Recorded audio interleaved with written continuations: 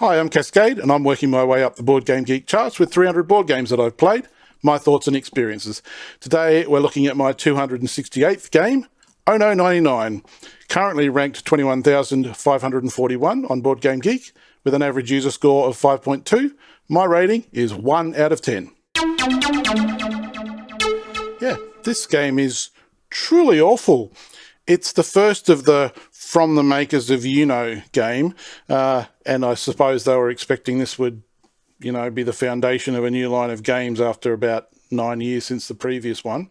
I played it on a school bus in 1981 on my way home from school. I was in grade 3. My friend Philip, who also taught me to play taught me to play this one. Sitting side by side, had one of those old style port school bags that was like cardboard suitcase type looking thing. Nice flat surface to play a game of cards on. And as far as I can remember, we never ever played it again. It's so horrible, I'm not even going to say any more than that, other than to quote Cameron, a Board Game Geek user, who said, "I'm generally not harsh on a game, especially a mass market one that was created long before the days of our current paradise of German and strategy games. However, I find this game so bad and poorly designed that it's actually insulting to the other crappy mass market cheap games of that era." Thanks for watching. Please like, comment and subscribe, and I'll catch you on the next one. Oh, you still here? Well, I suppose I could say some more things about it. Let's just see how deep this rabbit hole goes.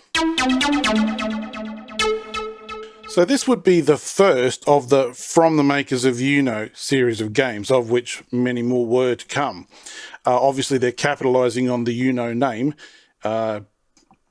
essentially assuming that people are going to assume that it's like the next version of which it really isn't. Skippo, and Phase 10 are what I've referred to previously as the Mattel Triad. Probably should have referred to them as the International Games Triad, but that's something I'll get into a little bit later. This game came out in 1980, came out in 71, Skippo came out in 67. Skippo, and Phase 10 are all rip-offs of other games. So Skippo is previously known as Spite and Malice. There's a game called Flinch and Da Capo that are similar lines.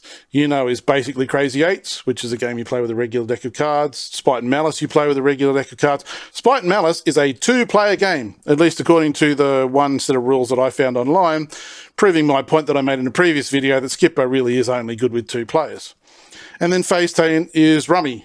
And, there's any number of Rummy games, including some other games that later came in this series. And then sandwiched in between, and Phase 10 was this Oh No 99, which is an original game. So I found a promo video, so let's just have a look at that one. You're going to have a hand of 4 cards, and every time you play a card, you're going to draw another card to replace it. You'll always have 4 cards in your hand. You're going to put the card down on the table on top of the one that's already there, and you're going to add that value to the existing total. There is no 1 in the deck. It's 2 to 9. The only element of skill that I can really see in this game is the ability to add some numbers together. So maybe as an educational game for like 6-year-olds, first learning some mental maths. You play a card and then you announce the new total. And if you play a card that takes you over the 99, you lose. And then there's chips that you can use to keep track of how many times you've lost. And if you lose the least amount of times, then you win. There's some special cards, and then there's some negative cards, and there's some cards that just say 99 on them. And you can't play those because you would instantly lose. Unless you get all 4 of them, and there are only 4 in the deck, then you can discard your whole hand and draw more cards. The game is never going to go on for that long anyway. It is just something to clog up your hand because the game needs even less strategic choice than it already has. Oh no, 99! So since this game has absolutely no interest whatsoever and I need to fill a slot for a video on my list, I'm going to talk about all of those from the makers of and associated games that were in stores as I was growing up, sort of into my preteen, teenage years, because there was always this rack in Kmart that had and Skippo, and then Phase 10, and then later other games. And I just want to take some opportunity to talk about some of these mass market games, some of which I've talked about before and some of which I've played and some of which I haven't played. So in my late teens, early 20s, I played a lot of I had a couple of friends. There was a guy who was in in my school. He was a year ahead of me, but he repeated grade 12. We were actually in a band together for a little while, him and his wife and me, and we used to go and play from like 10 o'clock at night till midnight, drinking tea and talking, and it was just something to do with our hands. And then they introduced me to the girl who would become my wife, and so she then got incorporated into that group, and we would play and then I would play with her. And then, when she became my fiance, we were together a lot more. We were playing a lot. We got married. And then somewhere around there, we're like, okay, we need to find another game. So I went to the Kmart, and I had this image in my mind of all of these from the makers of games. And they'd pretty much all evaporated. At that time, Scrabble had a card game, and so that was the one we ended up playing, and it's really terrible. And I think that's further up on the list for reasons that are beyond me. And Skippo was the only other one that was sort of there in that pile from the makers of was really the only one left. This was 97, 98. There usually was, in that row on Kmart, Canasta. So my mother had played Canasta. I'd seen my parents play it when I was quite young. So I played that with my wife, and there was usually like a bespoke Canasta set which got some of the scoring rules on the cards. You can just play Canasta with 2 decks of cards, but then it's not expensive to buy a proper set, and it'll come with the rules and all of that, easy to learn. So I always wanted to go back and have a look and see what happened to these other games that I seem to remember, and where did they all go. And 0099 was definitely one of those ones on the list. I have not seen it since the early to mid 80s. It basically just went away, presumably because it's a terrible game. However, it is still in print.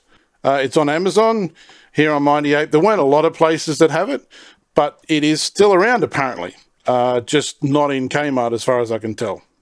So after 1980 with 0099, they took a year off, and then in 82 they went back to their tendency to copy older games, and we had Phase 10. And then the year after that, we got Luck Plus. Now, I've not played this. I think we had some friends that did have it, but I've never played it. This is Luck Plus, more luck and more luck. You roll dice, and you play a card in your hand if it matches the number on the dice.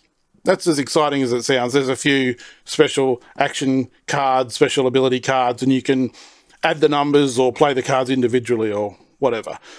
Sounds really awful, but there it was next to Phase 10 and 0099, and back in the day, it was one of those games. So another game that came alongside these was Greed, not by Mattel, not one of those, but was often in that same rack at Kmart. It's a push your luck dice game. I never played it, but as I understand it, it's very similar to another game which will be higher up in my list. When I talked about Yahtzee, I said there's some cool stuff you can do with 5 dice. Well, a public domain game you can play with 5 dice that this is essentially a rip-off of, so don't waste your money on this. And the other thing that was always there in that same aisle was a game called Billionaire, which apparently is really this game called Pit, and it is a sort of an auction game where you're trying to collect sets of cards, and it's real time, and you pick out how many cards you want to trade, 1, 2, 3 cards, and you put them out in front of you, face down, and you go 1, 1, 1, 2, 2, 2, 2, 2, 3, 3, 3, however many cards you've got, and everyone's just talking at the same time. I've not actually played it, but when I was about 9, 10 years old, I was at a church camp, an Easter camp, at a really nice conference centre, and there was a game room sort of down the far end, and for some reason I was there not with any particular friends or family at night, and this group of, I'm guessing 20-somethings were playing this. I'm not sure which version it was. I think that might have been before the Billionaire one came out, but I'm thinking it must be called Pit because it's like a trading pit or an auction pit or whatever. Anyway, you are just trading cards, and I don't think you even have to trade the same number. I think you can literally like trade 2 for 1. You got no information. You don't know what they got. You could maybe try to keep a mental note of which cards you got to which person. It's quick, it's frantic, it's noisy, and at least it has the advantage of being quite different. And it's apparently even based on an even older game. So this Pit is 1903, according to Board Game Geek, based on an older game apparently. And then Billionaire, not entirely sure when that came out. A bit hard to find some information on that, but definitely by the mid-80s, it was a thing. No idea if it's still around. I've not seen it for quite some time. But yeah, you'd have Skippo, Luck Plus, Billionaire, Greed. They'd be sitting there on the shelves together. And as I said, by the time I got into my, mid-20s and got married and went back and started looking for some of these games, a lot of them had just kind of disappeared. And then the next one I remember was Five Alive. I suppose technically this isn't a Mattel game, so maybe it doesn't count, but it's an international game. But this one is still alive. So you'll often see Skippo, Phase 10, Five Alive. It's another one based on if the total of the cards goes over a certain number, you lose a life. You play cards, and if you hit 21, you bust. But then there's cards that give you your life back. So it's Ono 21 with a fancy little dealy-do that lets you keep track of how many lives you've got. Came out in 1990. That was my last year of high school. Just have a quick look at what is on the Kmart website as far as card games, and we will see that it's those 4 games that have stood the test of time. Five Alive, Phase 10, Skippo. There's a lot of these games based on bigger games and then a whole bunch of other random stuff that probably won't be around in 2 or 3 years. I wouldn't normally use the mass market to judge the quality of games, but on the other hand, truly, truly terrible, awful games probably do get weeded out. Skippo, Phase 10 have stood the test of time because they're not terrible, and in the right circumstances, a few rounds of a few rounds of Phase 10, don't play all 10 phases. Skippo with 2 people only are okay. So that's my little trip down the rabbit hole of mass market games that were available in the 80s in Australia. From the makers of series, and some games that actually weren't from the makers of It seems like the ones that stuck around probably did deserve to stick around, although most of them were rip-offs of other games. And when I went to look and see if I could buy Ono 99 in about 1997, that's a lot of nines, it had gone. Thanks for watching. Please like, share, comment, subscribe, and I'll catch you on the next one.